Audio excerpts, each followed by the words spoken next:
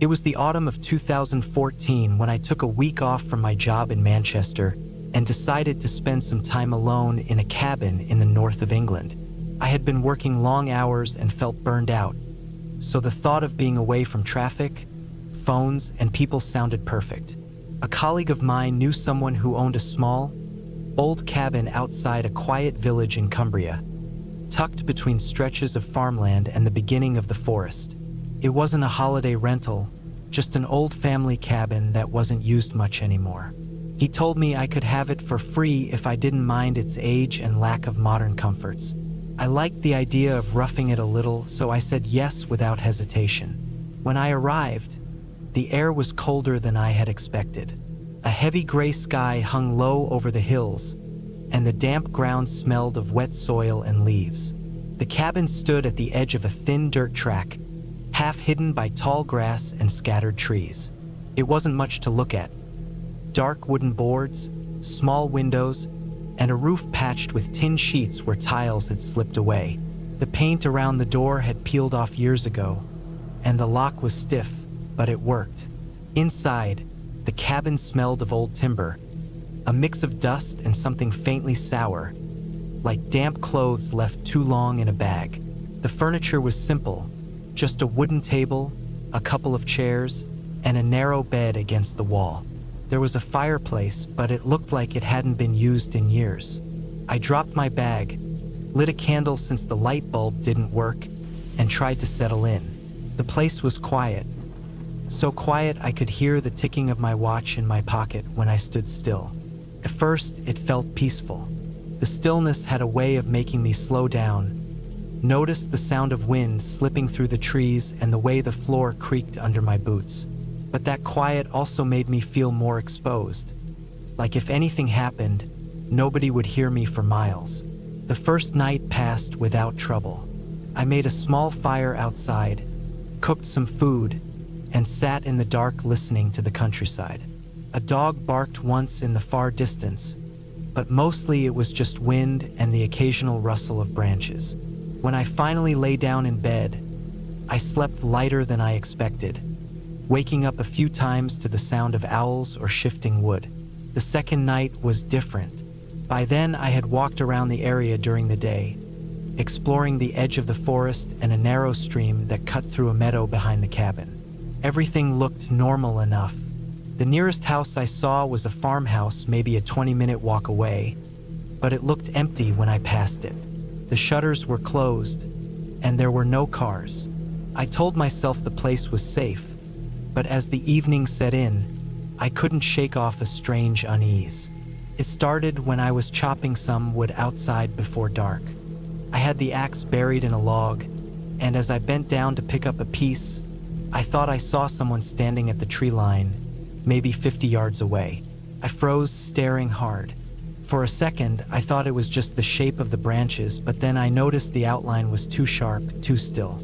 It looked like a woman, tall, with long dark hair hanging down, wearing something pale that almost blended with the trees. I blinked, and when I looked again, she wasn't there. I told myself it must have been a trick of the light, or my tired mind turning shadows into shapes. But the uneasiness didn't leave. That night, as I sat inside with the candle burning on the table, I kept glancing at the window. The curtains were thin, barely covering the glass, and beyond them was nothing but blackness. I couldn't stop thinking about how easy it would be for someone to stand out there and watch me, unseen. Around midnight, I blew out the candle and tried to sleep, but every sound outside, branches snapping, leaves crunching, set my nerves on edge. At one point, I heard something like soft footsteps on the dirt near the door. I held my breath and waited, straining my ears. After a few minutes, the sound stopped, but I didn't sleep much after that. The next morning, I walked around the cabin, trying to convince myself it had just been an animal. The grass was wet with dew, and I noticed what looked like flattened patches near the side of the cabin, as if someone had stood there. They weren't clear footprints, just pressed grass, but it was enough to make my stomach tighten. I tried not to think about it too much and spent the day hiking further out, telling myself daylight would clear my head. But that evening, it got worse. Around dusk, I was sitting at the table when I felt that same crawling sense of being watched. My skin prickled, and I turned my head slowly toward the window. Through the glass, in the fading light, I saw her. The same woman I thought I had imagined before. She was standing at the edge of the clearing, closer than the first time. Her hair hung in loose strands, and her face was hard to make out. But I knew she was looking straight at the cabin. She wasn't moving, not even swaying, just fixed there, staring. I didn't move for what felt like minutes. My hands were sweating, and I could hear my pulse thumping in my ears. I wanted to believe it was some local out for a walk, but nothing about the way she stood there felt normal. When I finally worked up the courage to step closer to the window and look again, she was gone. That night was the longest of my life. I pushed a chair against the door, even though the lock worked, and sat awake with my back to the wall, staring at the candle's flame. Every small noise outside sounded magnified. The scrape of branches, the whisper of wind, even what I thought was quiet breathing at one point. I was too afraid to open the door and check. By morning, my nerves were shot. I decided I couldn't stay another night. I started packing my bag, stuffing everything inside without caring how it fit. As I went outside to put things in the car, I froze again. Just by the tree-line, where I had seen her before, I found something hanging from a low branch. It was a piece of pale fabric, torn and knotted, swaying in the breeze. I don't know if it was from clothes, a scarf, or something else, but it was tied deliberately. It hadn't been there the day before. I didn't stop to investigate. My hands shook as I threw my bag into the back seat and started the engine. As I drove down the narrow track away from the cabin, I checked the mirror again and again, half expecting to see her standing in the road behind me. The track was empty, but that didn't calm me. By the time I reached the main road, I felt a mix of relief and dread. I told myself I would never go back there, never even ask about who might live near that cabin. For weeks afterward, I had dreams of standing in that clearing, the woman just at the edge of the trees, staring always closer each time. What stayed with me most wasn't just the sight of her, but the way she never moved, never made a sound, as if she had all the time in the world to watch. That, and the fabric left on the tree, proved it wasn't my imagination. Someone had been there. Someone had chosen to watch me in the middle of nowhere, and I still don't know why. I never told my colleague what happened. I just gave back the keys, said thanks, and made an excuse about the cabin being too damp for me. But I know what I saw, and I know the cabin wasn't as empty and forgotten as I was told. Even now, years later, when I see an empty stretch of woods, I remember her face in the fading light, her still figure at the edge of the clearing, and the way the silence seemed to thicken around her. It wasn't a ghost story. It was worse. It was real.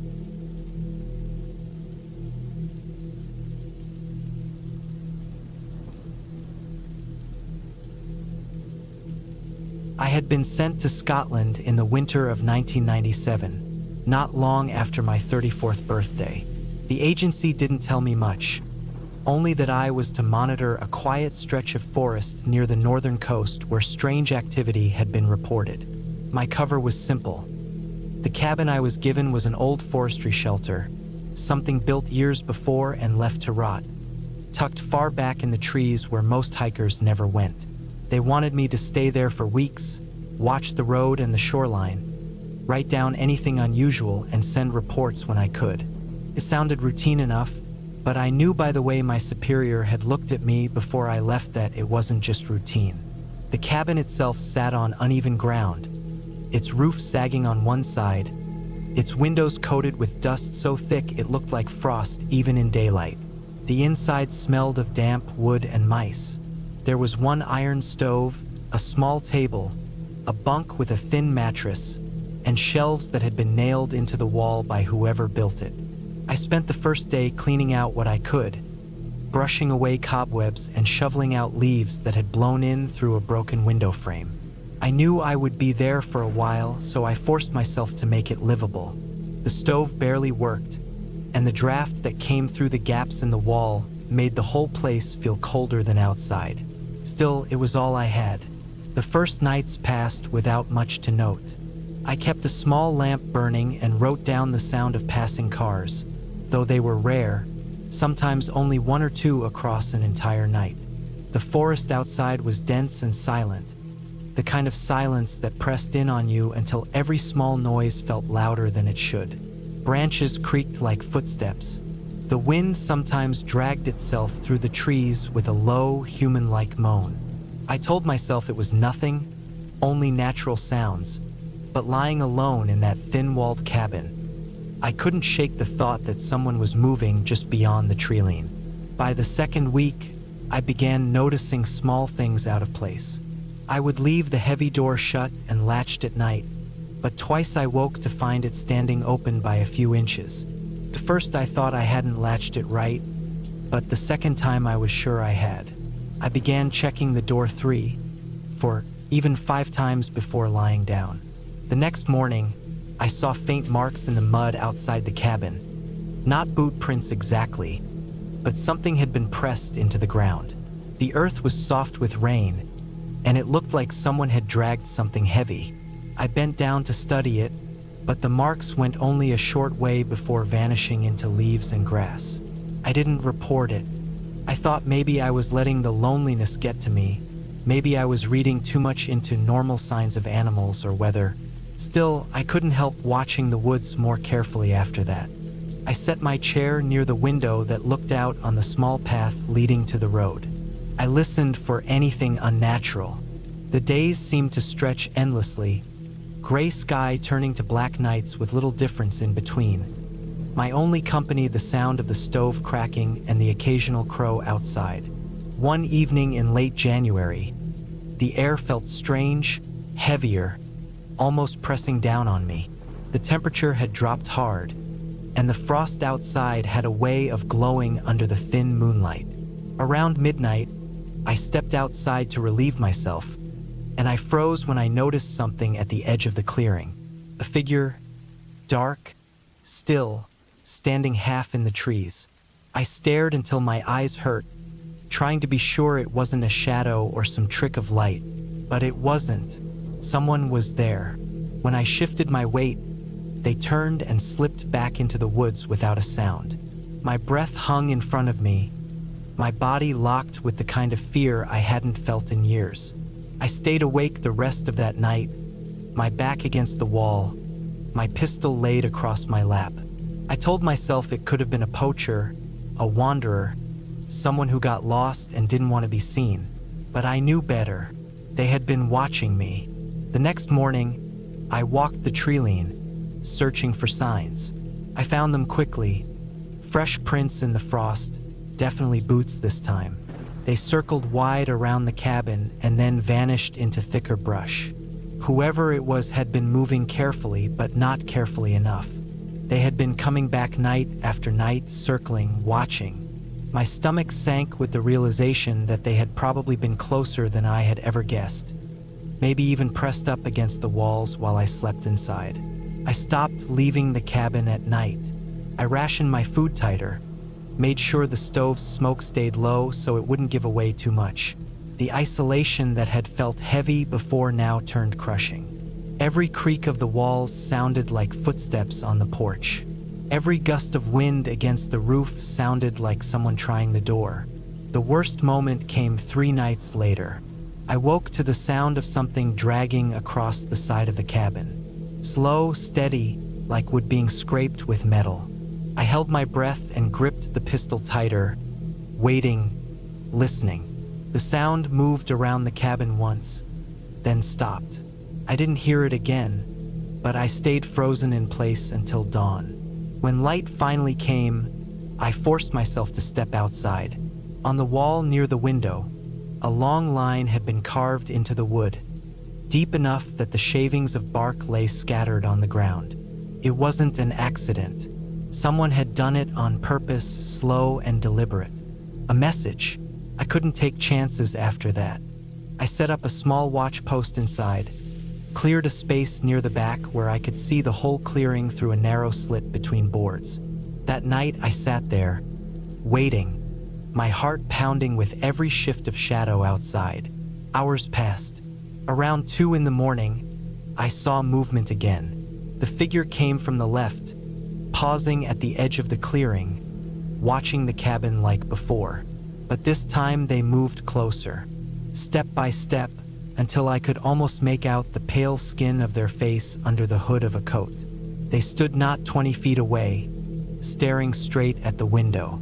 I stayed perfectly still, barely breathing, the pistol heavy in my hand. Minutes crawled by like hours. Finally, without a sound, they turned and disappeared into the trees again. I knew then that the mission was over. I wasn't just being observed anymore. I was being tested, pushed, toyed with. Whoever it was, they had the advantage. They knew the land better, and they knew I was alone. I packed the essentials before sunrise, leaving behind everything I couldn't carry. By late morning, I was walking hard through the forest toward the nearest road, my pack heavy, my weapon ready. Every step I expected to see that figure again, but the woods stayed still. I reached the road after hours of silence. The first vehicle I saw, I flagged down, my hands trembling. I didn't tell them the truth, only that I had been staying in the woods and needed to get back to town. The agency never gave me a straight answer when I filed my report. They didn't confirm if anyone had been out there or if it had been a test. But I know what I saw, and I know the danger was real. To this day, I can still picture that figure standing in the frost, watching my cabin with a patience that felt endless. It wasn't ghosts, it wasn't my imagination. It was someone who knew I was alone, someone who wanted me to know I was never out of their sight. That was the last time I ever agreed to a cabin assignment.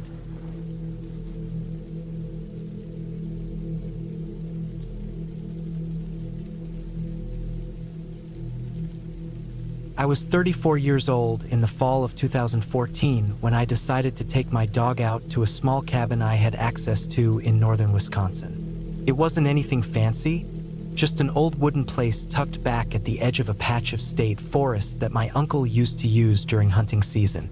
I hadn't been up there in years, but after weeks of long hours at work and not much sleep, I felt like I needed quiet.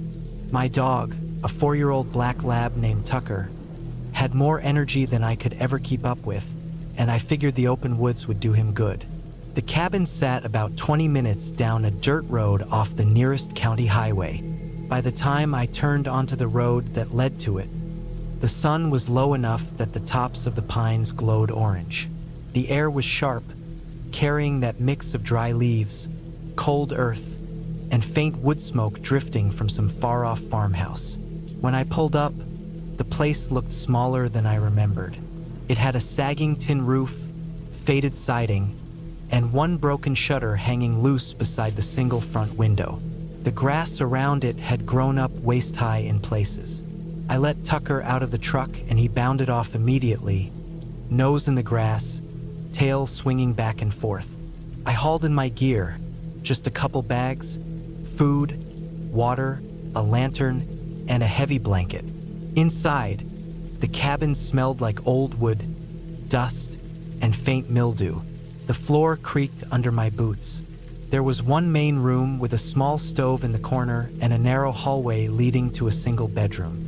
The windows were dirty, streaked with grime, and the air felt damp, like it had been shut up too long. I opened the windows to let the cold evening air in and tried to ignore the uneasy feeling that always comes when you walk into a place that's been sitting untouched for years. Tucker ran in and out, then flopped on the floor, panting. I got the stove going with the wood that was stacked beside it, though most of it was half-rotten. Once it caught, the cabin filled with the sound of popping wood and the faint warmth spread slowly. Outside, the sky had turned from orange to gray, and by the time I stepped out to get more firewood from a pile behind the shed, the first thin layer of darkness was settling in. The woods at night always feel different. During the day, it's wide and open, but as the light fades, everything seems to press in close. The sounds change too. Instead of birds and the rustling of squirrels, you start to hear branches snapping at random, the long echo of wind moving through the trees, and sudden silences that stretch too long. I tried to brush it off as I stacked the wood by the door, but I kept glancing toward the tree lean, as if something might be standing just inside the dark watching me. Back inside, I made something simple to eat and gave Tucker his food. He wolfed it down like always, then curled up by the stove. The cabin felt warmer now, but my nerves hadn't really settled. I poured myself a drink and sat at the table, staring at the window. Every few minutes I thought I caught movement outside, but when I got up to look, it was only the branches shifting. Around 10, I stepped out to let Tucker run around before bed. The night was colder than I expected, and my breath fogged instantly. The moon was thin, giving almost no light, so I clicked on my flashlight. The beam cut through the trees, bouncing off trunks and wet leaves. Tucker stayed close at first, nose down, then suddenly ran toward the edge of the woods, barking once, sharp and quick. My chest tightened and I shouted his name out of instinct, though I knew I wasn't supposed to use words. He stopped short at the tree lean, ears forward, tail stiff. I walked over with the flashlight, my boots crunching on the frost-hard grass. When I reached him, he was staring into the dark trees, his body tense. I swung the light but saw nothing, just the thick shadows of pines and the long stretch of black in between. No eyes shining back, no movement. Still, Tucker didn't relax. His growl was low, the kind that vibrated more than it sounded. After a while, I tugged his collar and pulled him back inside. That night, I couldn't sleep. Every little noise had me sitting up. A thump from the roof, scratching from outside the wall, the faint creak of the cabin shifting. At one point, I swear I heard footsteps in the yard, slow and uneven. Tucker lifted his head, ears pricked, but he didn't bark. He just stared at the door, watching. I sat there in the dark, the blanket pulled around me, listening until the sound faded. The next morning, I walked around the cabin looking for signs. In the frost on the grass, there were marks. Not boots exactly, but heavy shoe prints, leading around the back toward the shed. The prints were deep, fresh, and not mine. I felt a sick weight drop into my stomach. Someone had been close in the night, maybe closer than I even realized. The shed door was ajar when I checked it. Inside, tools were scattered. An old axe leaned against the wall, not where I remembered it. Nothing looked stolen, but nothing looked untouched either. I shut the door and dragged a heavy piece of firewood against it to keep it closed. The day dragged. I tried to distract myself, walking Tucker down the trail, but every step I felt watched. The woods were too quiet, like everything in them had gone still. Even Tucker stayed close, tail down, ears flicking at every sound. By the time the sun dropped again, I felt my nerves stretch thin. That night, the noises returned. I heard the crunch of footsteps in the yard, slower this time, circling. I sat in the dark with the stove burning low, gripping the heavy flashlight like a weapon. Tucker stayed at the window, staring, silent but shaking. At one point, I heard the doorknob rattle, just once, soft but clear. My chest hammered so hard I thought I might pass out. Whoever it was didn't push harder. They just stood there. After what felt like forever, the sounds faded back into the woods. At dawn, I made the decision. I wasn't going to stay another night. I packed everything fast, barely finishing my coffee, and loaded the truck. When I stepped out for the last load, I caught it again in the corner of my eye, movement between the trees, far back but there. A shape, tall, leaning slightly, watching. I froze, but Tucker exploded into barking. His whole body pressed against the end of the leash.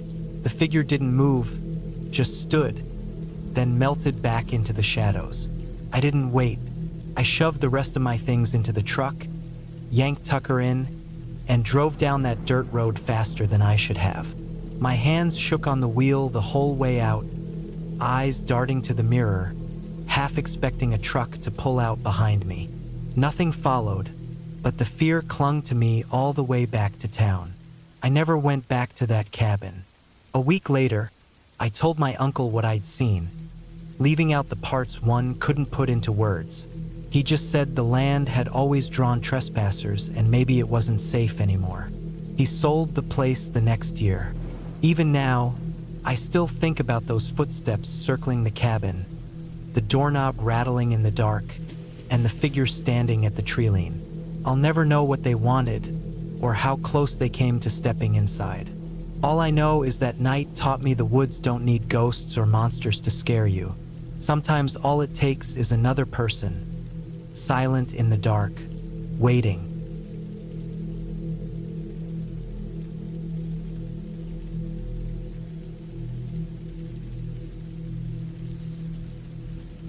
When my ex-wife passed away in the fall of 2018, I didn't know how to handle the feelings that came with it. Even though we had been separated for years and had lived very different lives since then, the news hit me in a strange way. I felt a kind of emptiness that I didn't expect.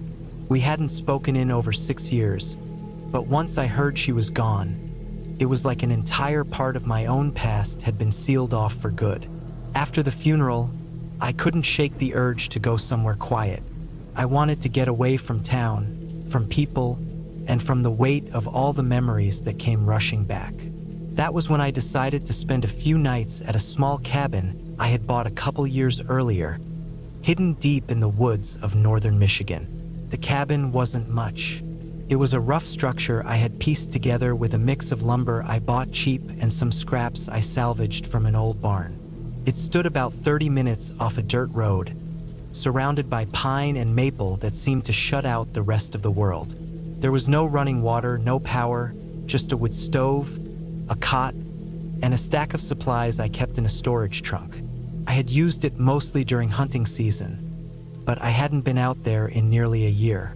Driving up with my old truck, the tires grinding against the gravel and mud, I felt like I was heading into another life entirely. By the time I reached the small clearing where the cabin sat, the sky had already gone gray and heavy. Late October in those woods always carried a bite in the air, and that evening the cold sank deep into my bones as soon as I stepped out. The cabin looked just the same as I had left it, except for the roof where leaves had piled high.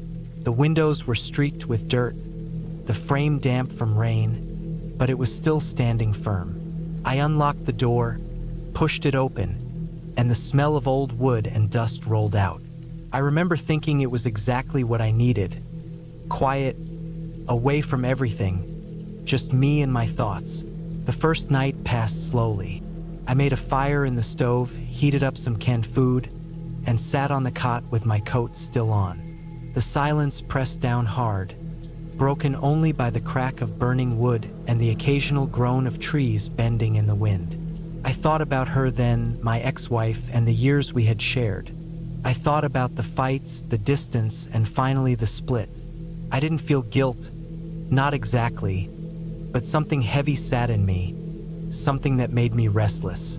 I turned in early, though I woke again and again to the sound of branches scratching against the walls.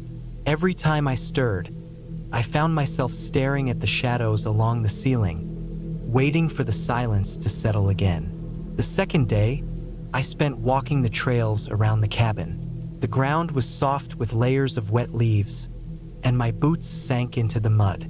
I saw no one, heard no one. Only the sound of crows far off and the rush of wind through the trees followed me. It felt like I had stepped into a world that had been left behind. I picked up fallen branches, cut some wood for the stove, and tried to keep busy, but all the while I had the odd sense that I wasn't completely alone. There was no sign of another person. No footprints, no smoke, nothing disturbed, but the feeling clung to me like a weight. That evening, as I stacked the wood by the cabin, I noticed something strange. Near the edge of the clearing, Close to the treeline, a patch of earth looked disturbed. The soil was darker, loose, as if it had been dug up recently. I crouched down, brushed some leaves away, and saw where the ground had been turned. It wasn't a large spot, maybe 3 feet across, but it was clear. Someone had been there. The thought unsettled me. I told myself it could have been an animal digging for roots, maybe a deer scraping, but the lines were too sharp, too neat. It looked like someone had been working at the ground with a shovel. I went back inside before dark fell, but I couldn't stop thinking about that patch of soil. I sat by the stove, staring at the door, listening. The woods were louder that night, or maybe I was paying too much attention. Every crack of a branch outside, every rush of wind against the roof, sounded sharper. Around midnight, I heard something else, something faint but real. It was the sound of footsteps on leaves, slow, measured, moving close to the cabin. My heart hammered as I sat frozen on the cot. The steps circled once, then stopped near the wall. For a long time, I didn't breathe, waiting for another sound. But nothing came. I don't know how long I sat there, staring at the shadows, before I finally lay down again, though I never really slept. In the morning, I stepped outside and walked the perimeter. There were faint marks in the wet leaves, pressed down where someone had walked. They weren't clear enough to make out the tread, but they were too heavy to be from a deer or coyote. They were human. They circled the cabin, then faded off into the woods. My stomach sank as I realized I hadn't imagined the noises. Someone had been out there. I thought about leaving that day, but something in me kept me there. Maybe I was stubborn, or maybe I didn't want to feel like I was running away from nothing. I decided to stay one more night. I kept busy again, checking my supplies, making sure the hatchet was sharp, setting extra wood inside.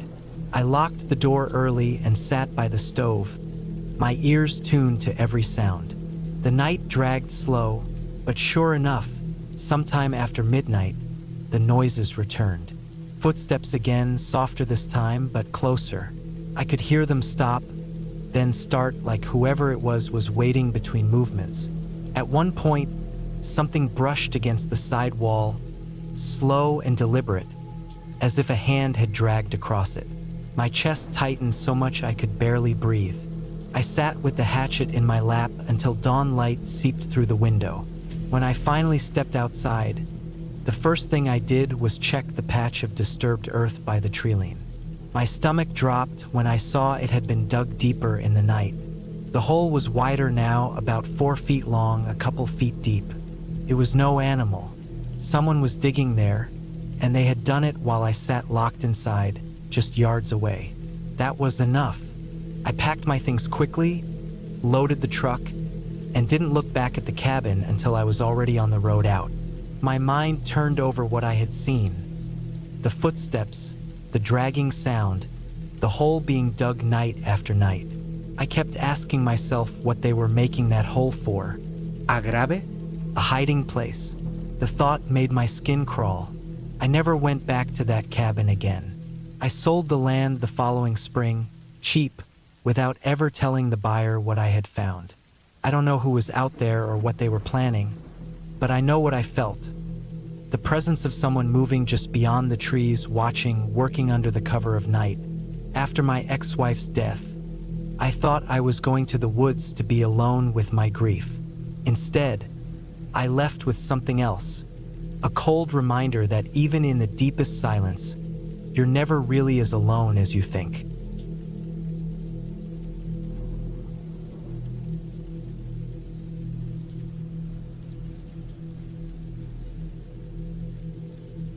It had been raining since the morning. Not a gentle rain, but a hard, cold downpour that made the dirt road to the edge of the woods look like a trail of mud and slick clay. My truck had gotten stuck twice on the way up, and by the time I reached the small clearing where I wanted to work, the tires were so caked with wet earth that I had to gun the engine just to keep moving. I was 27 that year. It was 2012, and I had decided I wanted to build a small cabin for myself in the hills outside of Asheville, North Carolina. I thought of it as an escape, something I could work on alone, a little project where I wouldn't hear anyone's voice but my own. The ground smelled like wet leaves and pine needles, the kind of heavy scent that clings to your clothes and hair. I unloaded the stack of lumber I had hauled up earlier in the week, setting it in neat piles even as the rain pattered across each board. My boots squished deep into the mud every step I took, and my jeans stuck to my legs, soaked through even under my jacket. There was no real road noise out here, just the storm and the distant sound of water flowing down through the woods. It should have felt peaceful, but something about the air made me restless. Maybe it was the storm, or maybe it was how far I had pushed myself into the hills. I had picked this spot weeks earlier, a patch of level ground tucked just between the trees with a slope that fell away toward a creek. It was quiet and out of sight. I'd cleared brush, hammered stakes into the dirt, and marked the frame. I'd even dragged in a blue tarp to cover tools. Now, on this stormy night, I was determined to make progress. By evening, the rain hadn't let up. I worked under a smaller tarp strung between two trees, setting the first beams in place for the cabin frame. My hands were raw from the wet wood, and the hammer slipped more than once, nearly clipping my knuckles. I could barely hear the strikes over the sound of the rain hammering the tarp. Each time the wind pushed against it, cold water sprayed down my back and made me shiver. The mud made everything harder. The posts I set into the ground wobbled until I packed the earth tight around them with my boots, and even then, I didn't fully trust they would hold. The light faded fast, hidden behind the thick rain clouds. By 7, the clearing was nearly black, with only the faint glow of my lantern pushing through the downpour. I set it near the edge of the frame so I could see my work, but the shadows it cast stretched strangely across the trees. Every movement seemed bigger than it should have been, every shift in the branches looking like something standing just beyond the glow. I tried to ignore it and kept hammering, but the feeling clung to me. I wasn't used to being alone this far from town in weather like this. The rain turned heavier around midnight. My tarp sagged in the middle under the weight of the water, and when I jabbed it with a stick, the whole load poured off at once, drenching my shoulders. I cursed under my breath, wiped my face, and went back to work. My lantern flickered, and for a moment, I worried it would go out completely, leaving me in pitch dark with only the storm. The idea of standing in this half-built frame, in the middle of the night in absolute blackness, filled me with a kind of dread I couldn't explain. I forced myself to focus on small tasks, cutting boards to length, squaring corners, hammering nails. The sound of the hammer felt steady, something normal against the storm. But in the pauses between strikes, I thought I heard other noises. Mud squelching like footsteps, branches cracking under weight. Each time I froze, listening hard, but the rain swallowed everything. My chest tightened every time I convinced myself it was just an animal, maybe a deer moving down toward the creek. Still, I couldn't shake the sense that something was closer than it should be. The lantern flame guttered again, and in that weak light I noticed the fresh marks in the mud near the lumber pile. They weren't mine. I hadn't walked there since unloading, and these were sharper, pressed in from someone else's boots. They pointed toward the stack of wood, then circled slightly toward the frame where I stood. I stared at them for a long time, my heart beat loud in my ears. My first thought was that someone had been up here earlier in the day before I arrived, maybe cutting through the woods. But the rain should have softened them, washed them down. These prints were sharp, fresh, like they had been made while I worked. The hair on my neck rose. I picked up the lantern, my hand shaking slightly, and scanned the trees. The light reached only a few yards before it broke apart against the wall of rain. Every trunk looked like a figure. Every shadow seemed to lean in. I forced myself to breathe and set the lantern back down, telling myself I was just tired, jumpy from being alone. But I moved the lumber closer to the frame, stacking it where I could see it. The rain drummed on without pause. My hands were blistered. My jacket clung to me like a second skin, and I could feel the cold creeping into my bones. I thought about packing up, driving back down, but the road would be worse now, and the thought of walking through the woods to the truck made my stomach twist. I decided to wait it out in the frame I had built, even if it was nothing more than a skeleton of walls. I huddled inside with the lantern, sitting on one of the boards. The prints outside kept running through my mind. I tried to tell myself they were mine, that maybe I had just forgotten where I stepped when unloading. But in the back of my head, I knew they weren't. They were heavier, deeper than my steps had been. Somewhere past midnight, the rain eased into a lighter drizzle. The forest seemed quieter, but not in a comforting way. The silence had a weight to it, like everything was listening. I couldn't shake the feeling that someone was still out there, just past the reach of the lantern. My ears caught faint noises, like breathing mixed with the hiss of rain, and once I swore I saw a flicker of movement between the trees. I gripped the hammer tight in my hand, not because it would do much, but because I needed something. I stayed that way for hours, knees pulled to my chest, waiting for the sky to lighten. When dawn finally came, pale gray and weak through the rain, I stepped out of the frame to look around. The mud told the truth I had been dreading. More prints circled my clearing, not just the one set I'd seen earlier, but several. They moved around the lumber, near the tarp, close to where I had been sitting.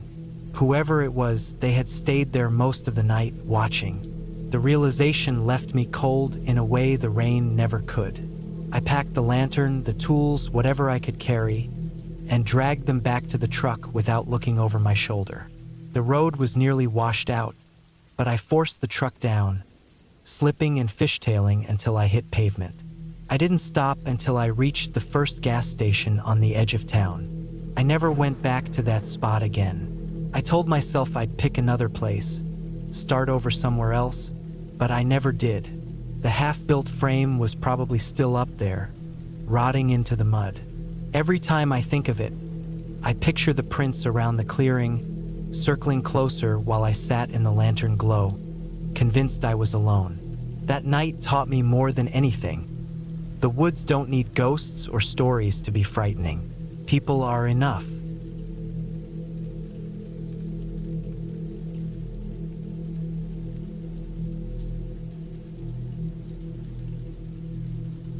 It was the fall of 2011 when I decided to spend a weekend alone in a cabin tucked deep in the woods of northern Minnesota.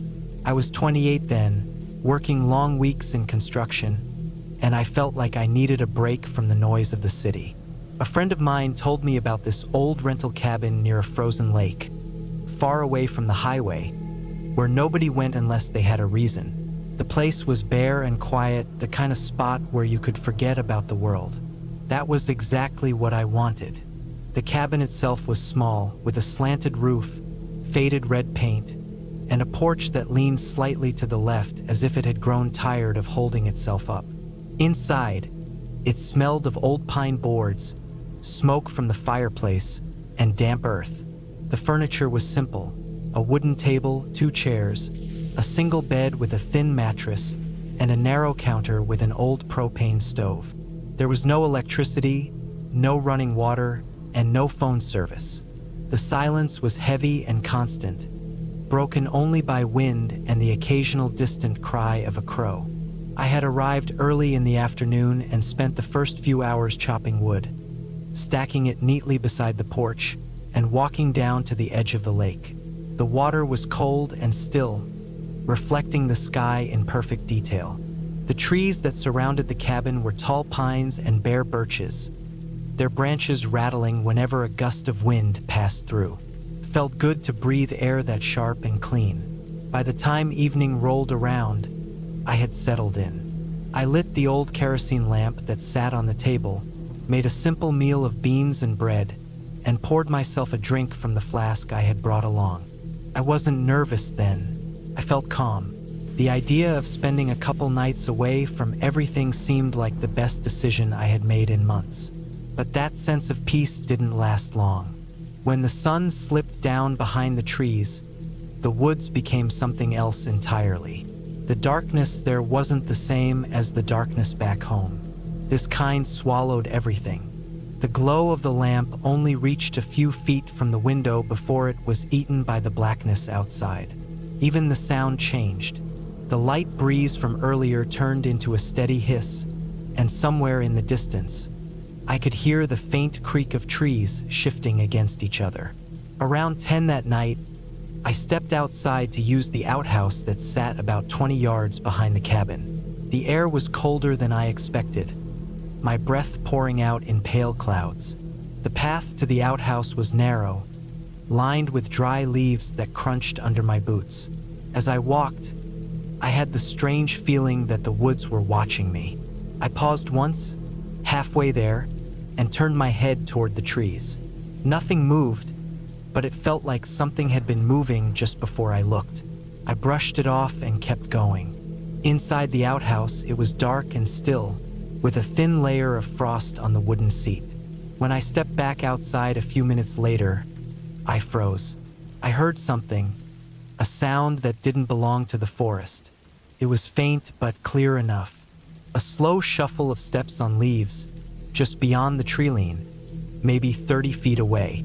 At first, I thought it might have been a deer, but deer move differently.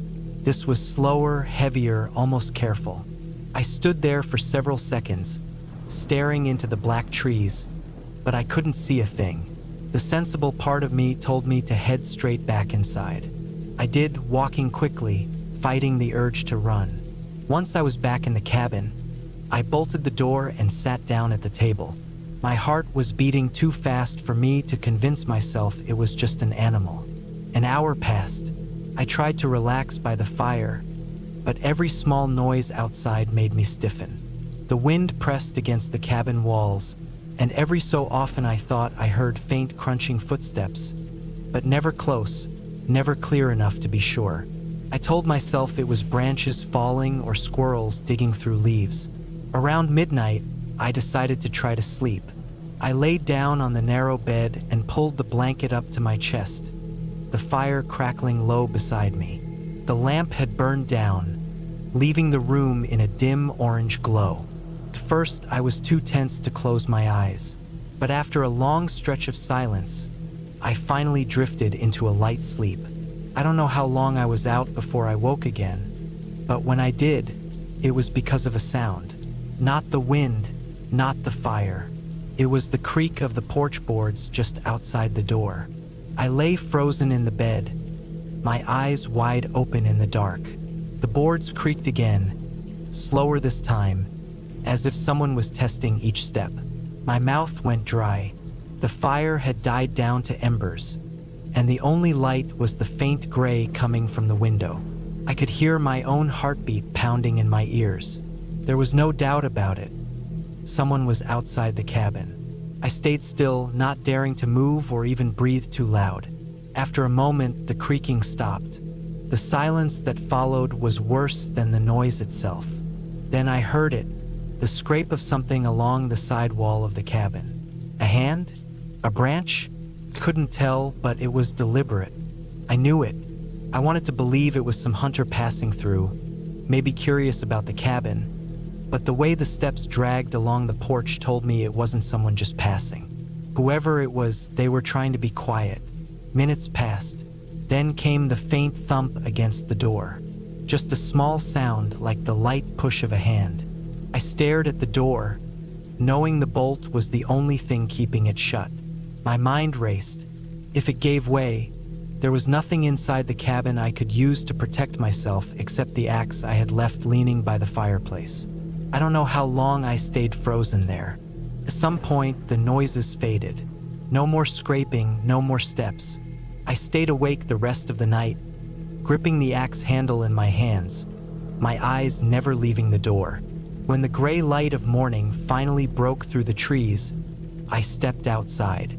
The ground was covered in frost, and the woods were quiet again. But the porch told the story. Clear as day, there were footprints pressed into the thin frost. Boot prints, large ones, leading up the steps, across the porch, and stopping right in front of the door. They stayed there a while before turning and heading back into the woods. Seeing those prints sent a cold wave through me. It wasn't an animal. It wasn't my imagination. Someone had come out there in the middle of the night and stood just a few feet away from me, trying the door. They had walked around the cabin. They had stayed long enough to know I was inside. I didn't waste any more time. I packed my gear in a rush, barely bothering to eat or clean up. By the time the sun was fully up, I was already on the dirt road that led back toward the highway. I kept looking in the rearview mirror, half expecting to see someone step out from the tree lean and watch me go. That trip was supposed to be a quiet break from everything, but instead it left me with a memory I'll never shake. I don't know who was out there or what they wanted, but I know they were watching me that night.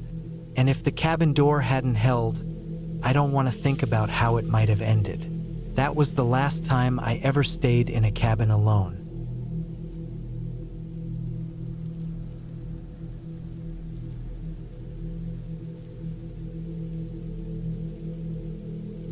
I was 31 years old when I spent that week out on a farm cabin in southern Iowa. It was the summer of 2009, one of those hot years when the fields burned up yellow under the sun by July, and the dirt roads baked so hard that each tire that rolled over them sent dust floating into the air that hung for minutes at a time. I had driven out there to take care of the property for a man I knew from work. He had asked me to watch his farm for a few days while he went to visit family in Nebraska. I didn't think much of it at first. It sounded quiet, away from the noise of town, and I liked the idea of being on my own. The cabin sat a few hundred yards away from the barns and silos, built back in the 50s and never updated much. It had a wide porch with boards that bent under my weight, and the roof sagged slightly on the left side. Behind the cabin stretched about 300 acres of farmland, most of it planted with corn that was waist-high at that time of year, with patches of soybeans mixed in. Beyond that, the land fell into wooded ravines and winding creeks. The nearest neighbor was more than a mile away, hidden behind a tree line. I didn't see a single house when I looked out from the porch, just empty land in all directions. When I arrived that first afternoon, the sun was blinding, and the air smelled like hot grass and dry earth. The cabin itself was hotter inside than it was outside.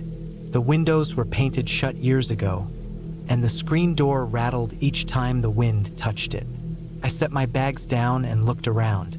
The furniture was worn, the floor had dark stains in some spots, and the kitchen smelled faintly of mice even though I didn't see any. In the corner of the living room sat an old rocking chair, one of those heavy wooden ones with a cracked seat cushion. It faced the window, angled slightly toward the fields, and it looked like someone had been sitting there not too long ago, even though I knew the man had left 2 days earlier. The first night passed quietly. I kept the lights on longer than I needed to, reading an old magazine I found in the cabin, and when I finally lay down, the silence pressed in around me. Out there, you don't hear cars, don't hear neighbors, just the steady chorus of insects and the wind brushing over the fields. Every now and then, the wooden boards of the cabin would creak, and each time I felt myself tense up. It was nothing unusual, just an old building shifting with the temperature.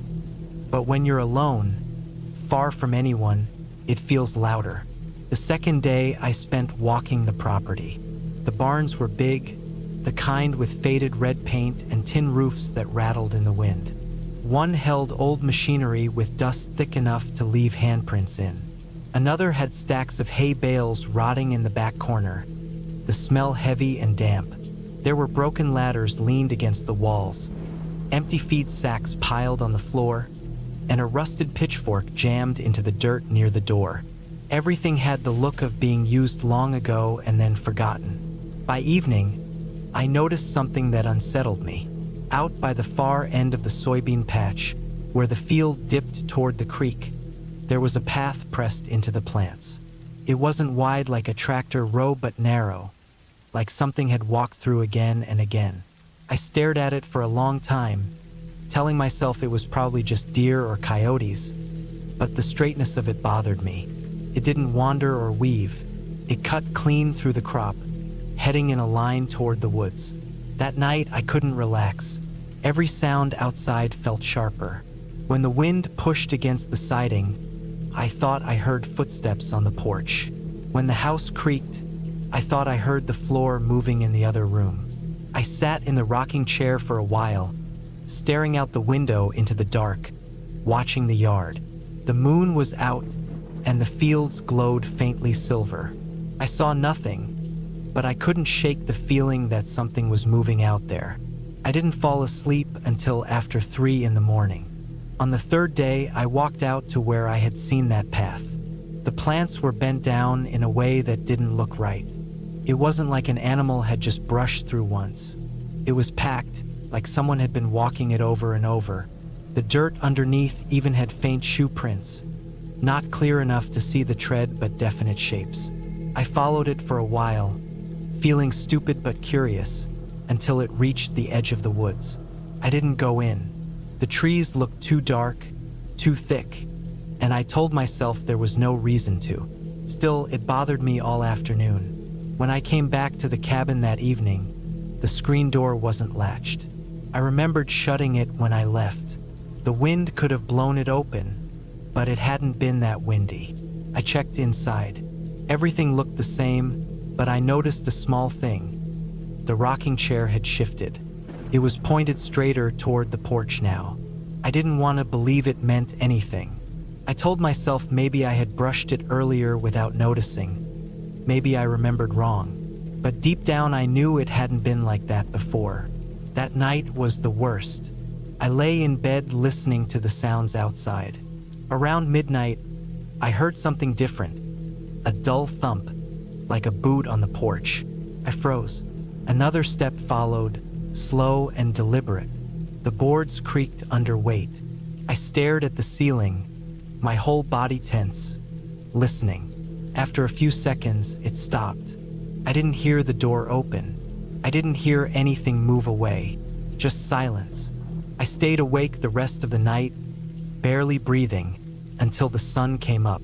In the morning, I checked the porch. The boards had faint dust smears, like someone had stepped there with shoes that had picked up dirt from the fields. I felt a rush of unease so strong it made me sick to my stomach. Whoever had been out there knew I was inside.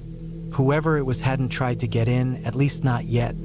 But the thought of them standing just a few feet away in the dark made my skin crawl. I lasted one more night.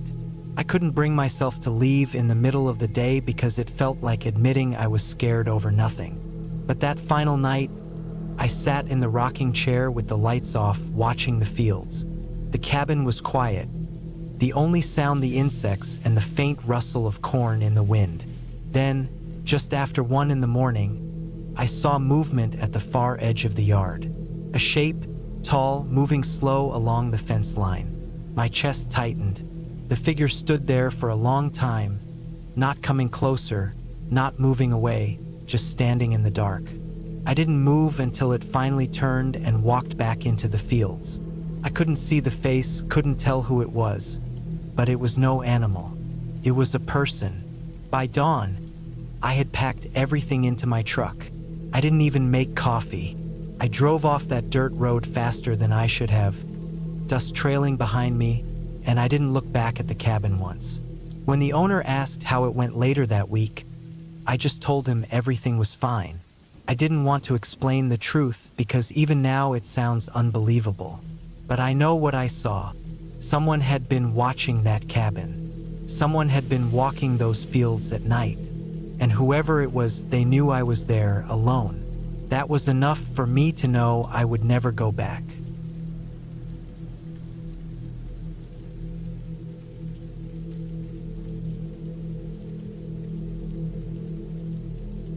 I was 27 years old in the fall of 2014 when I drove up into the high desert of northern Arizona to spend a weekend at a small cabin I had borrowed from a friend of mine who lived in Flagstaff. He had told me it was nothing fancy, just a square wooden structure built in the 1970s with a tin roof and a single room inside. He used it mainly for hunting and getting away from town, and since I had been burned out from work, I thought a few days of quiet would be what I needed. The drive from the main highway to the cabin was long and slow. Nothing but dirt and rock roads that wound through dry pine forests and open patches of desert scrub. The land stretched out wide and flat in some places, then rose up in sharp ridges that cut the horizon. The air was dry and cool, the kind that cracked your lips and left dust on your clothes. I remember how empty it felt, mile after mile without another car, without a single house, just occasional barbed wire fences and faded signs leaning in the dirt. By the time I reached the cabin, the sun was dropping low and throwing that orange light across the land. The cabin looked smaller than I expected, almost like it was sinking into the earth around it. The wood was weathered gray, the windows were clouded with dust, and weeds grew up around the steps. There was an old shed behind it, leaning to one side, and beyond that nothing but dry land stretching out for what looked like forever. I parked my car close, unloaded my bag, and stepped inside. The inside was bare but usable. One bed against the wall, a wood stove, a small table with 2 chairs, and shelves lined with canned food that must have been sitting there for years. The air smelled stale like dust and old wood.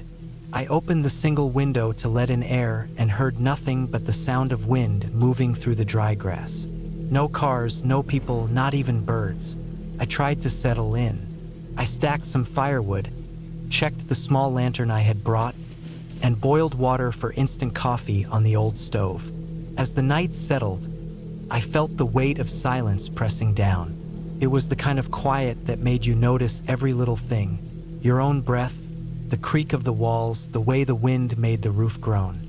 I went outside before it got completely dark. The sky was huge, filled with stars sharper than I ever saw back in town. The land stretched out black and endless in every direction. I remember thinking that if someone wanted to disappear out here, no one would ever find them. I stood there for a while just listening to the wind in the brush. Then I went back inside and shut the door. Sometime in the night, I woke up to the sound of footsteps outside. At first, I thought it was just the wind moving something around, but these sounded steady, like actual weight pressing into the dirt. They circled the cabin slow, crunching on the dry ground, stopping sometimes, then starting again. I froze in bed and just listened. My heart was pounding so hard I thought whoever was outside could hear it. I stayed completely still, waiting for the sound to fade, but it didn't. It came closer, scraping against the wall of the cabin, then moving toward the door. I had no gun with me, only a heavy flashlight I had left on the table. I kept staring at the door, thinking I would see the handle turn, but nothing happened. The steps moved again, dragging slowly toward the shed out back. Then silence. I didn't sleep after that. I lay in bed staring at the ceiling, every sound amplified in my head. Hours passed like that, and when the first light finally came, I stepped outside to look. The dirt around the cabin was torn up with tracks, but they didn't look right. They were long and uneven, like someone had walked barefoot, dragging their feet through the dust. I followed them toward the shed, but they scattered off into the brush and disappeared.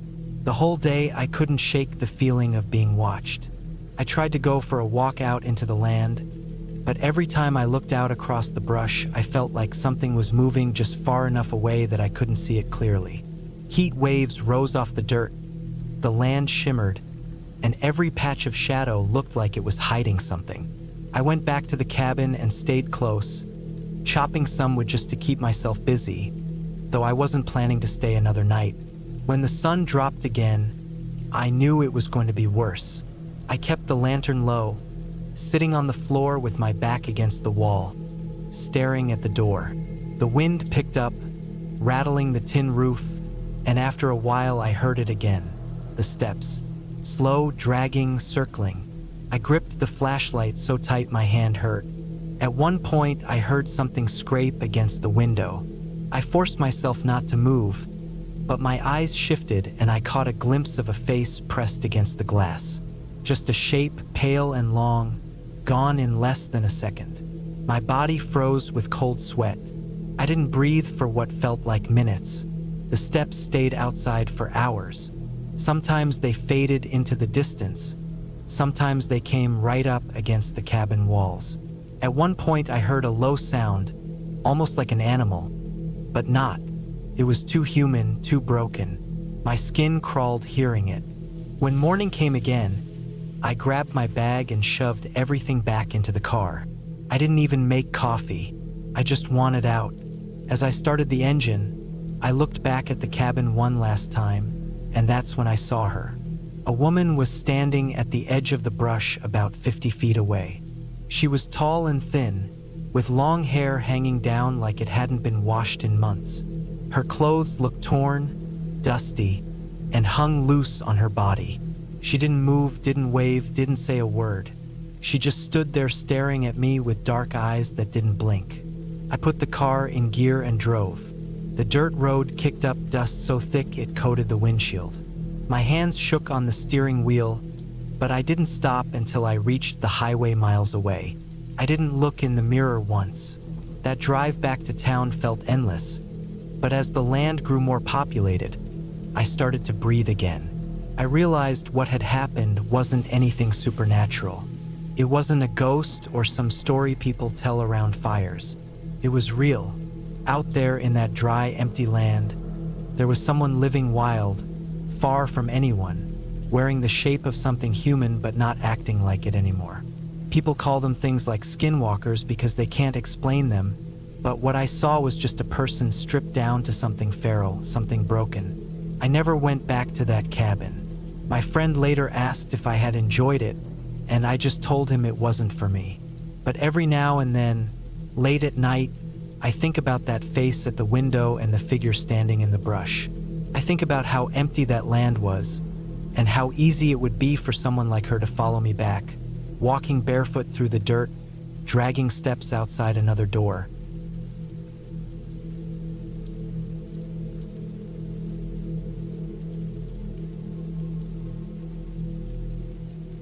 I was 27 the year I found myself stuck for the night in an old abandoned cabin outside of Pine Hollow, Oregon.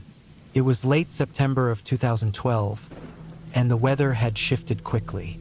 I had gone out on a solo hiking trip, planning to make it a 2-day loop through a stretch of old forest that bordered private logging land. I had underestimated the miles, and as the daylight dropped faster than I expected, the heavy, overcast sky made the woods darker than they should have been. My phone had already lost signal hours back, and with no tent or gear besides a small pack, I needed shelter. That's when I stumbled onto the cabin. The place sat back off a narrow, overgrown path, nearly swallowed by brush and tall grass. It looked like it hadn't seen use in decades. The roof sagged in the middle, shingles curling like old paper. The siding was faded gray wood with patches missing, nails rusted, corners split apart. One of the front steps was broken completely through, and weeds had grown up through the cracks of the porch. The front door was crooked on its hinges, swollen by weather, but it pushed open with a dry groan when I leaned into it. Inside smelled of damp earth, dust, and old wood. The air was heavy, thick with a kind of mildew that caught at the back of my throat. It was one main room with a smaller space off to the side, maybe a bedroom. There was a stone fireplace against the far wall, stuffed with old ash, a half-melted beer can buried in the remains like someone had used it decades ago to cook something. The floor was uneven and warped, with wide gaps between the boards. Animal droppings scattered across corners, proof that raccoons or rodents had been using the place more recently than people. Still, it was shelter. The rain had already started when I pushed the door shut and set my pack down. The sound of it hitting the roof came soft at first, then harder, filling the cabin with a steady drumming that drowned out everything else. I walked around the room slowly, running my hand across the rough wood walls. Old nails stuck out here and there, and a shelf that had once been nailed up had fallen, leaving the bent hardware behind. I found a single chair, broken in 2 pieces, one leg snapped clean. I told myself it was fine, just one night. In the morning, I could cut back toward the old logging road I had crossed earlier, and from there follow it back down toward the highway. I tried to relax, but the longer I stayed inside that cabin, the heavier it felt. I noticed things that made my skin crawl in ways I couldn't explain. There were scratches in the wood floor near the door, long gouges, as if something heavy had been dragged out. The windows were coated with grime, some cracked, one fully boarded over with mismatched planks that didn't look as old as the rest of the cabin. In the smaller room off to the side, I found a narrow cot frame pressed against the wall, its mattress long gone, just bent springs rusting in place. Underneath it, a cluster of old glass bottles lay smashed in a pile, their labels worn away. The smell of stale alcohol hung faintly in the air around that spot. The rain kept on. Evening turned the interior darker, and I realized I had no light except the dim glow left through the windows. I had a lighter in my pack, but no candle, no lantern. I tried to settle near the fireplace, but every small sound outside made me stiffen. The way the rain shifted on the roof, the creak of a branch rubbing against the cabin's siding, the occasional dull crack from the forest. All of it seemed sharper, heavier, as if the walls were amplifying rather than blocking it. I told myself it was just nerves, but then I noticed something that made me uneasy in a way I couldn't shake. Near the fireplace, tucked between the stones, was a scrap of cloth. I pulled it out, stiff and moldy. It looked like part of a flannel shirt, torn jaggedly. It was old, but not as weathered as I'd expect for how long the cabin had clearly sat and used. I tossed it aside, but the image stuck in my head. Hours passed slow. The storm outside grew worse, wind shaking the cabin, rain hammering so loud it felt like the roof could cave. I curled against the wall, trying to stay warm in my jacket. That's when I thought I heard it. Something moving outside, distinct from the weather. Not branches, not rain. A dull, deliberate crunch like a foot on wet ground. I froze. My ears strained against the storm. There it was again, closer this time. The brush outside shifting. I told myself it was a deer, maybe elk, but the steps sounded too paced, too careful. I sat absolutely still, the only sound my heartbeat pounding in my ears. Then came the scrape. Something brushed against the siding, slow, dragging. It ran from one end of the cabin wall to the other, right where I sat inside. I wanted to believe it was a branch moved by the wind, but the sound was wrong, too controlled. I reached for the broken chair leg and held it, tight enough my hand hurt. My throat was dry, mouth bitter. I didn't breathe until the sound stopped. Minutes passed. I told myself not to look out the window, not to give anything the chance to see me back. The rain drowned most noise after that, but I never closed my eyes. Every small creak of the cabin felt alive.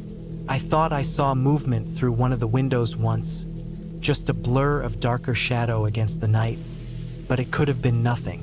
When morning finally came, pale gray light leaking through, I stepped out fast, pack on my shoulders, chair legs still in my hand. The air outside smelled of wet earth and pine. Everything looked normal, just forest, soaked through from the storm. But when I turned back toward the cabin, I noticed them. Fresh prints in the mud near the sidewall, partly washed but still clear enough to see. They were boot prints, not animal. Big ones, heavier than mine, leading right up to the wall where I had heard the scraping. The tracks didn't lead away. They just stopped there at the wall as if whoever it was had stood pressed close in the dark for a long time, listening. I dropped the chair leg, my hands shaking. I didn't go back inside. I didn't look again. I just forced myself onto the trail and didn't stop until I hit the logging road. My legs ached, my lungs burned, but I kept moving until I saw cars again. I never went back out that way. Every time I think about that night, what unsettles me most is not the cabin, not the storm, not even the prints. It's the fact that whoever was out there, Whoever had been that close to me while I sat inside clutching a piece of broken wood never tried to come in. They just stood there in the rain, waiting like they wanted me to know they were there.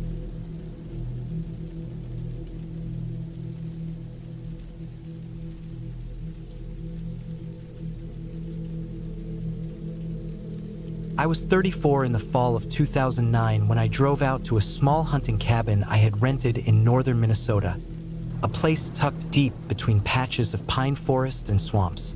The cabin was old, weathered, and isolated, but it sat near land where I had permission to hunt deer that season. I thought a week alone would clear my head. The cabin had no power, no running water, just a wood stove, a cot, and a broken-down porch. I packed supplies, a lantern, a rifle, and a cooler of food. The drive had already been long, and by the time I reached the dirt trail that cut toward the cabin, the sun was already dipping behind the trees. The trail narrowed until branches scraped the sides of my truck. When I finally saw the cabin, I stopped and looked at it for a moment before unloading. It had gray wood walls that looked nearly silver from years of weather, a sagging roofline, and a crooked chimney. Grass and weeds grew tall around it, with no signs of anyone having been there recently. Inside, the place smelled of damp wood and dust. Cobwebs stretched across the corners. Mice had chewed through the bottom of an old cabinet. I swept a spot for my cot and unpacked slowly. The silence was heavy, broken only by the occasional groan of the trees outside in the wind. I lit the lantern and set it on the rickety table. That first night, I lay awake longer than I wanted, listening. Every sound felt sharper without city noise around me. A branch snapping somewhere in the woods, the distant howl of wind through gaps in the logs. Even the faint scratching of something small moving under the floorboards kept me alert. The second morning, I woke before sunrise and headed out into the cold. Frost covered the ground, and my breath came in thick clouds. I followed a trail I had scouted on a map, pushing deeper into the woods with the rifle slung over my shoulder. For hours, I saw no deer, just the slow shift of shadows as the sun climbed higher. I returned empty-handed, my boots heavy with mud. That afternoon, while chopping wood behind the cabin, I thought I saw movement between the trees. It was quick, just a flicker of dark clothing or maybe a shadow. I stared for a long while, but nothing moved again. My chest felt tight, and I told myself it was just my eyes playing tricks after staring into the woods for too long. Still, I kept the rifle closer that evening, propped near the door instead of in the corner. On the third night, the noises started. At first, it was just a crunch of leaves outside the cabin while I was heating a can of beans on the stove. The sound came in slow steps, like someone walking, then stopped suddenly. I froze with the spoon halfway to my mouth. After a minute, I grabbed the lantern and opened the door, sweeping the light across the clearing. Nothing but the tall weeds and the black wall of trees. I shut the door again and locked it with the rusted latch. Sleep came in short bursts. Every time I drifted off, I woke again to the thought that someone was outside. I thought I heard soft steps on the porch once, maybe even the creak of the loose board out front. My palms sweated as I gripped the rifle in the dark, staring at the faint glow of the dying fire. The next day, I found boot prints near the cabin. They were faint, pressed into the damp earth not far from the woodpile. They weren't mine. I could see my own fresh tracks leading away in a different direction. These were older, but not by much. The size was close to mine, maybe a little smaller. I felt the air leave my lungs when I noticed how they circled toward the cabin, then back into the trees. I spent most of that day scanning the tree line instead of hunting. I set my rifle beside me even when I ate. The feeling of being watched grew heavier by the hour. Sometimes, when the wind died down, I swore I could hear breathing just beyond the edge of the trees. On the fifth night, something knocked against the cabin wall. It was sharp like a rock hitting the wood. Then another knock from the opposite side. My chest hammered. I stood frozen, staring at the lantern flame, every muscle locked. After a long silence, I forced myself to step outside, rifle in hand. My breath plumed in the cold air as I swept the lantern around. The weeds swayed, and the woods loomed, but I saw nothing. The silence was worse than noise. I barely slept, and by morning my decision was clear. I needed to leave, but the truck wouldn't start. I turned the key again and again, the engine clicking but refusing to catch.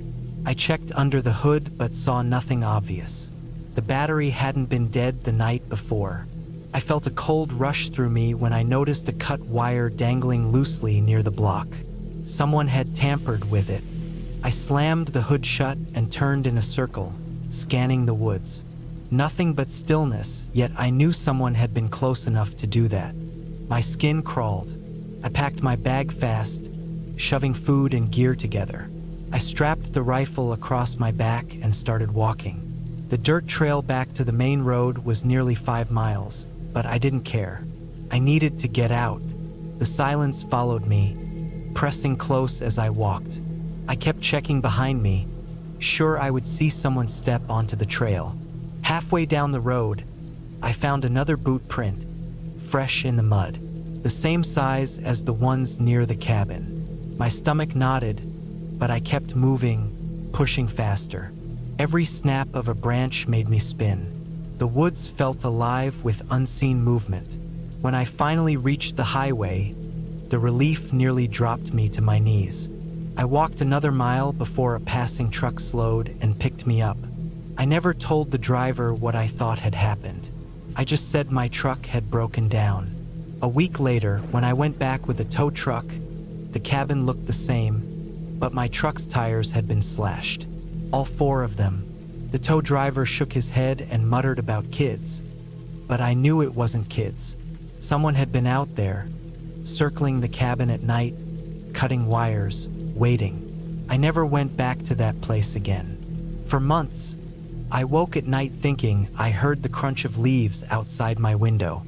Even now, years later, I remember the boot prints circling the cabin, and the way the woods swallowed every sound except the slow steps that always stopped when I listened.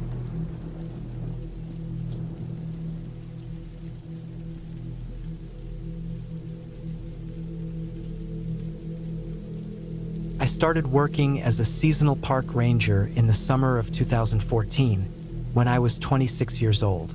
They stationed me at a small cabin out in the northern part of Mount Sterling State Park, Kentucky. The cabin wasn't meant for comfort.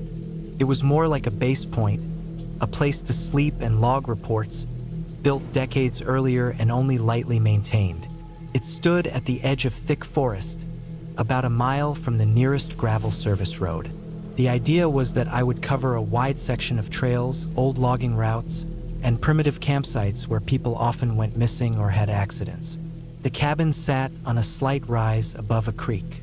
From the front porch, you could see a clearing that stretched about 30 yards.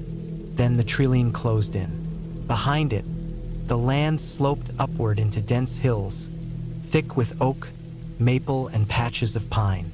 The structure itself was one room with a small loft above it, a wood stove for heat, a table with 2 chairs, and a cot against the wall. The place smelled like damp wood and old smoke. In the back, there was a shed with tools, a stack of firewood, and a steel drum where trash was burned. At first, I felt lucky to have the assignment. The solitude didn't bother me. I liked being outside, liked walking the trails, and I had grown up hunting and fishing, so being in the woods didn't scare me. That first week, everything felt normal. I spent my mornings checking the marked campsites, clearing fallen branches from the trails, and looking for signs of illegal hunting. By afternoon, I would usually return to the cabin, write my reports, cook some food on a propane burner, and read by lantern light until I went to sleep. Nights were quiet except for the sounds of crickets, owls, and the occasional coyote. It changed in the second week. One morning, while walking a ridge about 2 miles north of the cabin, I found a campsite that wasn't supposed to be there. It wasn't one of the designated clearings. It looked rough, thrown together in a hurry. There was a tarp stretched between two trees, a circle of rocks for a fire ring, and trash scattered around. What caught my attention most were the bones. Piles of small bones near the fire pit. Too many for just someone's dinner. They were picked clean and cracked. They looked like rabbit bones, maybe some squirrel. But there were so many it seemed off, like someone had been killing and eating nonstop out there. I cleaned it up as best I could, wrote down the coordinates, and figured maybe it was just some drifter staying in the woods. People did that sometimes. Still, it unsettled me, and when I got back to the cabin that evening, I made sure to check the lock on the shed and shut the shutters tight before bed. The next morning, I noticed something that didn't sit right. On the muddy edge of the creek just below the cabin, there were boot prints. Not mine. They were large, wider than my own, and fresher than the last rain. They came from downstream, passed close to the cabin, then turned back the way they came. Whoever made them had been walking along the creek in the middle of the night. For the rest of that week, I felt like the woods were different. It wasn't something I could prove, but when I went out to patrol the trails, I kept seeing signs that someone else had been moving around out there. Broken branches that weren't there before, cigarette butts tucked against tree trunks, footprints pressed into soft ground. Sometimes, I thought I caught a faint smell of smoke from far off, even when no fire was supposed to be burning. One night, I woke up suddenly in the cabin with the feeling that something had moved outside. I lay still on the cot, listening. The crickets had gone silent. The only sound was a soft crunch of leaves.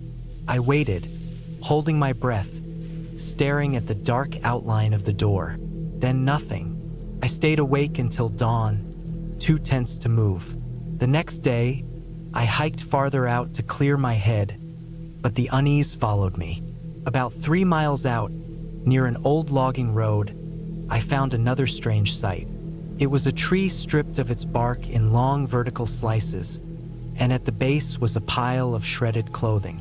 A torn flannel shirt, muddy jeans, a boot with the sole nearly gone. No blood, no body, but the sight of it froze me. I knew enough to recognize it wasn't natural.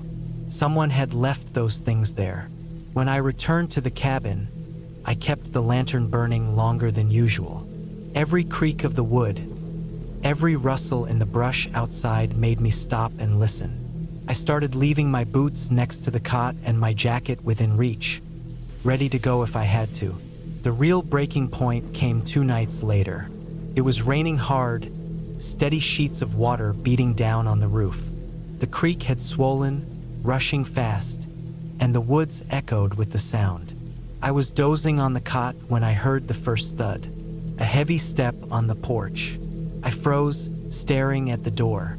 The second thud came, then a long pause. My heart pounded. Whoever was out there was standing just feet from me, separated by a thin wooden door. No knock, no voice, just weight shifting slowly on the boards. I reached for my flashlight but stopped, afraid the beam would show through the cracks. For minutes, there was only rain and the faint groan of the porch under the stranger's weight. Then, as suddenly as it began, it was gone.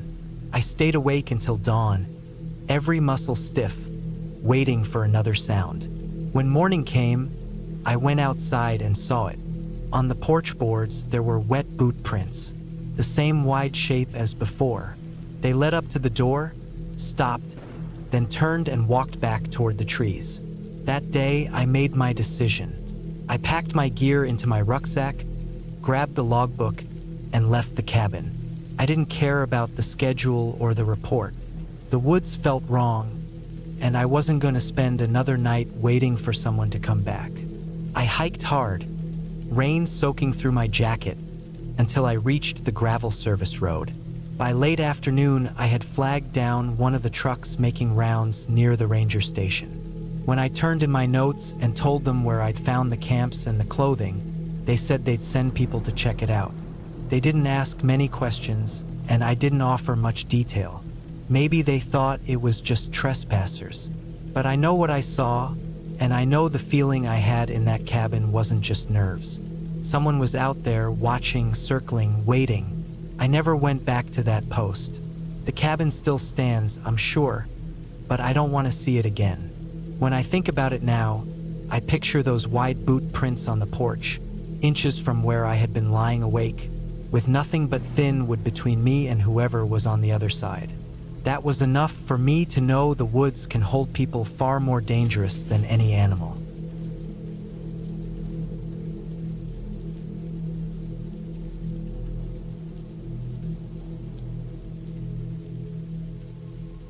I was 29 when I decided to spend a weekend alone in a small cabin that sat near the edge of an old graveyard outside a quiet town in Kentucky.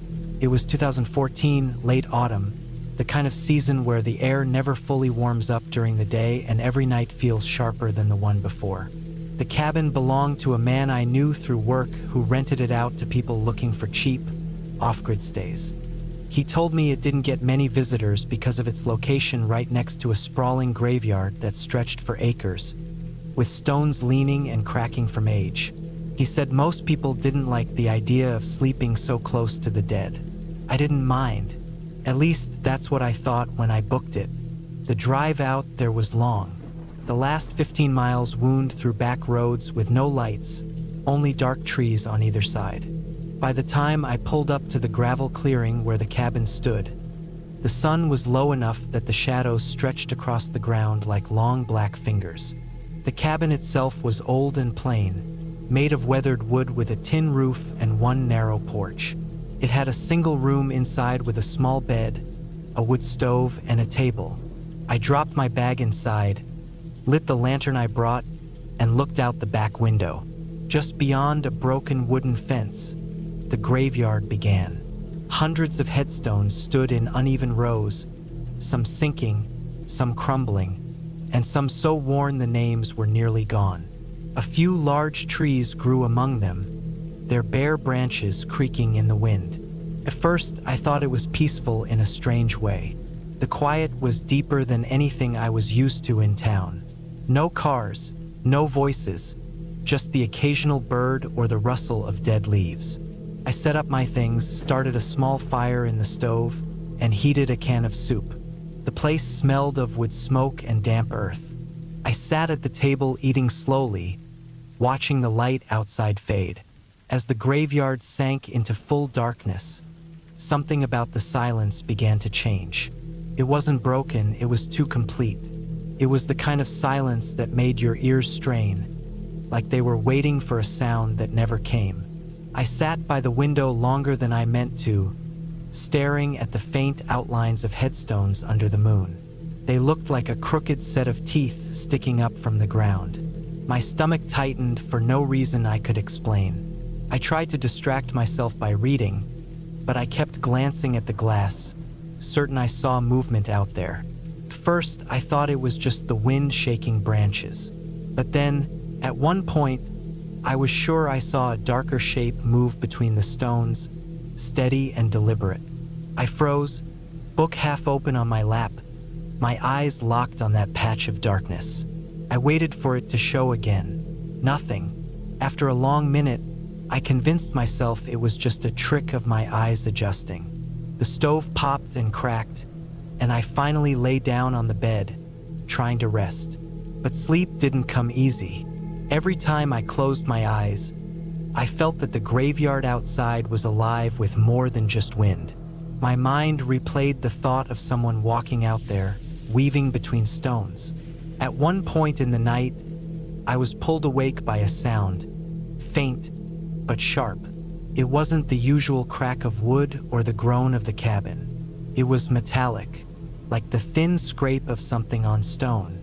I sat up in bed, holding still. My heart pounded so loud I swore it filled the room. I listened, barely breathing, straining to hear it again. First, nothing. Then, after maybe half a minute, the sound came once more. A dragging scrape, longer this time. It came from outside, near the graveyard. I got out of bed quietly and moved to the window. The lantern light didn't reach far, but under the moon I could make out faint movement near one of the trees. A figure was bent low to the ground. I couldn't see details, just the shape. Whoever it was, they were pulling something heavy across the dirt. I backed away from the glass, my whole body rigid. I knew then that someone was out there in the graveyard in the middle of the night, and it wasn't by accident. My first thought was that they were digging. Grave robbing, maybe, though that sounded like something out of another century. But then I thought of something worse. Maybe they weren't digging one up, maybe they were putting something down. I stayed by the stove, eyes locked on the window, until the scraping finally stopped. The silence afterward was even worse. I didn't dare go outside. I sat there for hours, forcing myself to stay awake until the black faded into a dull blue of morning.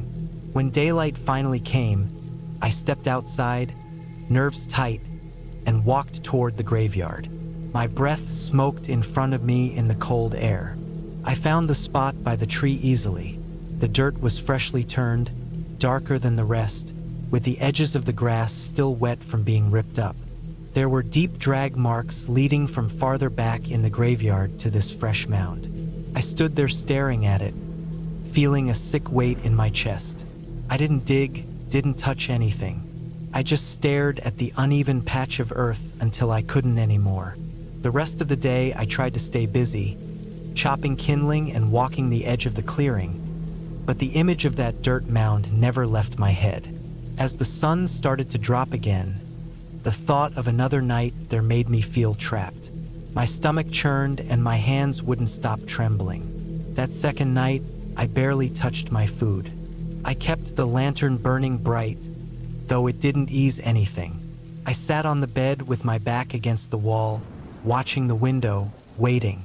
And just like the night before, the scraping came again. This time it was closer, slower, like whoever it was wanted to be heard.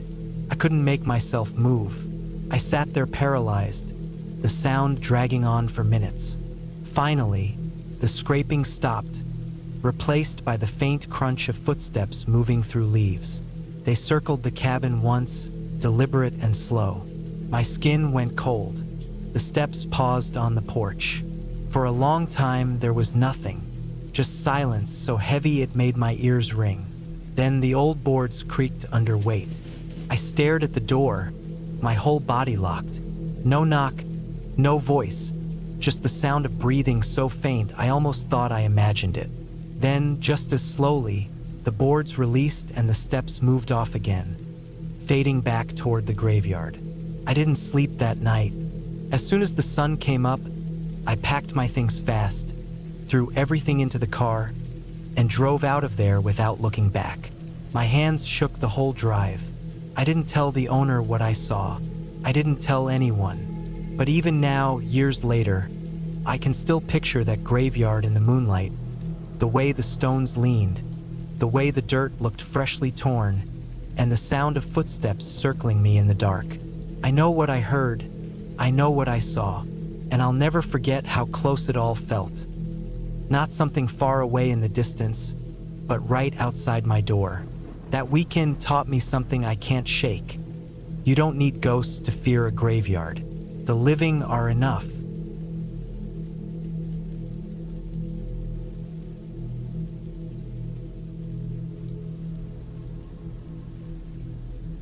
I was 34 when I decided to spend a week alone in a small cabin deep in the woods of northern Michigan. It was the summer of 2013, and I had been working long hours in a warehouse, lifting boxes and running forklifts, and I felt like I needed to get away from everyone for a while. A friend of mine knew about this old cabin that his uncle had stopped using years ago, and he gave me directions on how to find it. I thought it sounded perfect.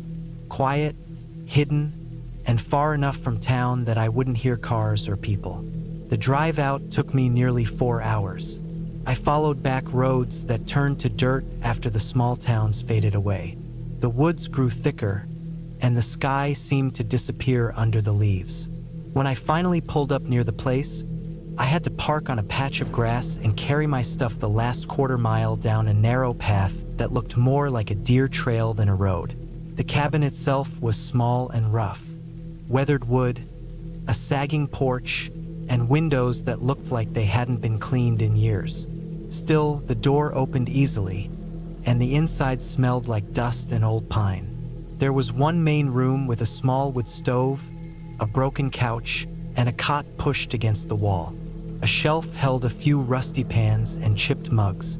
The floor creaked under my boots, but it felt solid enough. I set my backpack down and opened the one small window to let in some air.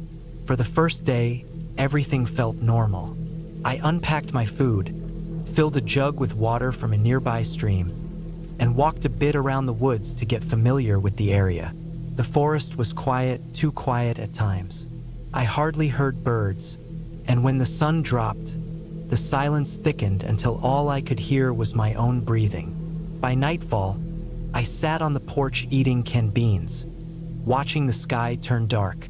There was no phone signal, no power lines, nothing but miles of trees.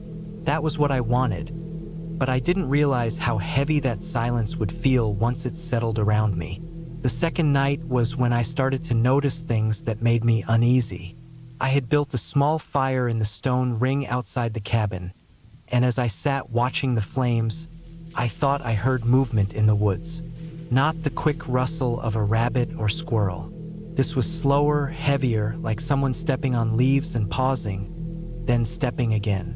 I told myself it was probably a deer, but the sound circled, never coming close enough to see. By the time I went inside, I could still hear faint crunching, moving through the dark. I locked the cabin door, though the lock was nothing more than a thin latch. Lying on the cot, I couldn't relax. Every time I started to drift, I'd hear the creak of branches or a thud outside. Once, I swore I heard a faint scrape along the side of the cabin wall. I sat up in the dark, holding my flashlight, waiting. Nothing else came, and after a long time, I fell into an uneasy sleep. The next morning, I walked around the cabin to calm myself down, trying to prove there was nothing to worry about. That was when I saw prints in the soft dirt near the fire pit. Not boots, not shoes, bare feet, large ones too. The toes were clear, pressed deep into the soil, leading away from the cabin and into the trees. My chest felt tight as I stared at them. I tried to think of some explanation, maybe kids messing around or someone living off-grid out here. But the size of the prints and the fact they were barefoot in the middle of thick woods unsettled me. I considered packing up and leaving, but I had hiked my gear in, and the thought of hauling it all back alone through those woods while someone might be out there watching didn't feel much better. I decided to stay at least through the day and be cautious. That night, I built no fire. I sat inside the cabin with the lantern low, listening. The woods pressed in close, the silence broken now and then by cracks of branches. At one point, something brushed against the window. I froze, barely breathing, waiting. My heart pounded so hard I thought it might give me away. When I finally looked, the glass was smudged, like something oily had been pressed against it. I didn't sleep much. Every sound made me flinch, and the cabin felt too small, too fragile. Around dawn, I heard faint knocking. Not on the door, but on the wall near the back. A slow, steady knock 3 times, then silence. I stayed frozen until the light of morning spread across the trees. By the 4th day, I was done pretending I could relax there. I packed most of my things, leaving just enough food out so I wouldn't starve before I left. I decided I would leave the following morning when I had daylight to guide me back to the car. But that last night was the worst of all. I sat on the cot with my knife in my hand, lantern turned off, only the dim gray of moonlight through the window. Hours passed. The woods shifted with strange sounds, sometimes far, sometimes close. Then, near midnight, I heard the door handle rattle. Not by accident, but firm, like someone testing it. The latch held, but the sound came again, harder this time. I gripped the knife so tight my hand hurt. I didn't move, didn't breathe. After a long moment, the rattling stopped. Silence filled the cabin, and then, slowly, The faint crunch of footsteps moved around the walls. I could follow them in my head, circling the cabin once, twice, then stopping. I waited, nerves burning, until finally the steps faded into the distance. I sat awake the rest of the night, waiting for them to come back. When the first light of morning touched the trees, I shoved everything into my backpack and left without even eating. The path back to my car felt longer than it had before, every sound in the woods making me look over my shoulder. When I reached the car, I saw more prints in the dirt near where I had parked. Bare feet again, circling the vehicle, pressing deep into the mud. I drove out fast, not stopping until I hit the highway. My hands shook on the steering wheel, and I kept checking the rearview mirror as if someone might still be following me. I never went back to that cabin, and I never asked my friend about it again. For weeks afterward, I couldn't sleep without thinking of that door handle rattling in the dark, and the footprints pressed into the soil outside. Whoever it was out there, they had been watching me the whole time. I knew one thing for certain: I had gotten lucky leaving when I did. If I had stayed another night, or if that weak little latch hadn't held, I don't think I'd be here to tell it.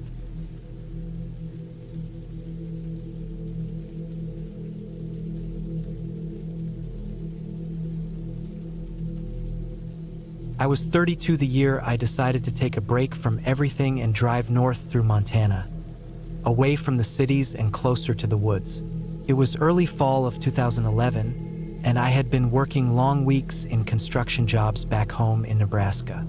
My hands ached, my back was tight every morning, and I felt like I needed to breathe cleaner air and hear something other than traffic and machines.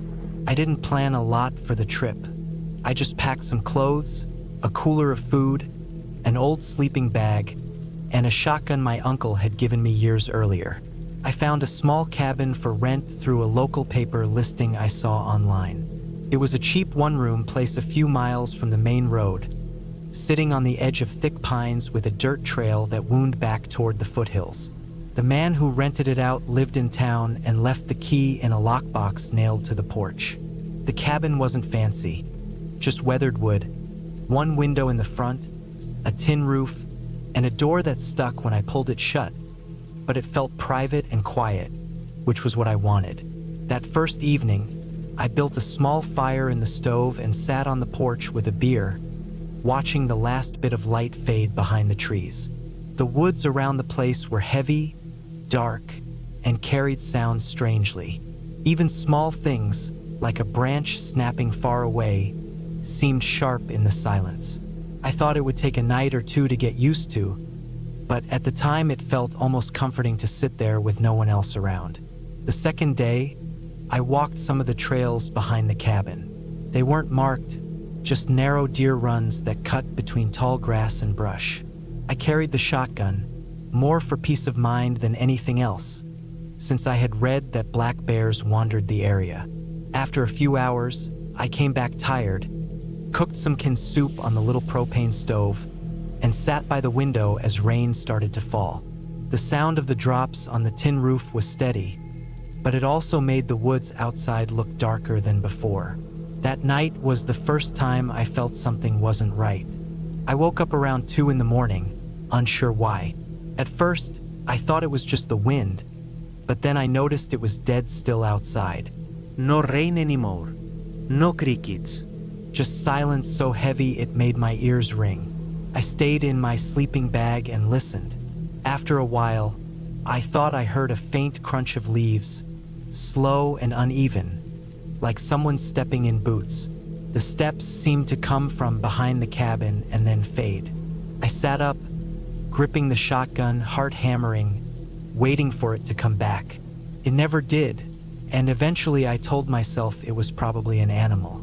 But I barely slept after that. The next day, I looked around outside.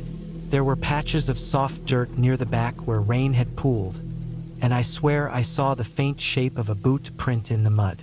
Not sharp, not clear, but not the rounded shape of a paw either. It unsettled me enough that I kept the shotgun close all day, even while chopping some wood for the stove. By the fourth night, I had gotten into a routine. I read an old paperback by lantern light, cooked simple meals, and kept the gun within reach. Still, I couldn't shake the unease. The woods felt different after dark. It wasn't just silence. It was the sense that someone could be standing 30 feet away, hidden between the trees, and I would never know. That night, around midnight, I heard it again. The same slow crunch of steps. This time, they circled. They moved from the back of the cabin toward the side window. My pulse slammed in my ears as I sat frozen on the cot, staring at the thin curtain. I didn't move, didn't even breathe heavy. The steps paused right near the wall, no more than 5 feet from where I sat. I gripped the shotgun so tight my knuckles hurt. After what felt like forever, the steps moved again, fading toward the woods. I sat there until dawn, too afraid to close my eyes. When daylight came, I forced myself outside, checking the ground near the window. There were more impressions in the mud, clearer this time. Long, narrow shapes with a tread pattern. Boots, no doubt about it. I thought about leaving then, packing the truck and heading back to the highway. But I told myself maybe it was just some local, curious about the rental cabin, maybe checking if someone was inside. The nearest neighbor was miles away, though, and that explanation felt thin. On the 6th night, it escalated. I was half asleep when I heard a scratching sound at the door. Not an animal clawing. It was sharper, more deliberate, like metal dragging against wood. My throat went dry. The scratching stopped, and then I heard the knob rattle faintly, slow and careful. Whoever it was, they were testing the door. I sat up with the gun, pointing it at the shadows of the door, and didn't move. The rattling went on for maybe 10 seconds, then silence again. I didn't sleep at all that night. The first light, I checked the door. Tiny gouges near the lock, thin lines like someone had tried to work something into it. That was enough for me. I knew it wasn't an animal. Someone had been circling, watching, and now trying to get inside. I stuffed my gear back into the truck, hands shaking. Before I left, I walked around the edge of the woods, half expecting to see someone. That's when I noticed something deeper in, about 50 yards away. A crude little camp. A torn blue tarp strung between trees, a burned patch of ground from old fires, and a pile of empty cans. There was even a jacket thrown over a log, dirty and stiff with weather. Whoever had been walking around the cabin had been living right there in the woods the whole time, watching. I didn't stick around. I drove fast down the dirt road, heart racing until I reached the highway. In town, I returned the cabin key and didn't say much. The man renting it probably wouldn't care, and I didn't want to explain. Even now, years later, I can still feel that night. The sound of boots in the dirt, the rattle of the doorknob, the certainty that someone wanted to come inside while I was sleeping. I think about how thin those cabin walls really were, just old boards and nails, and how close I came to waking up with someone standing over me.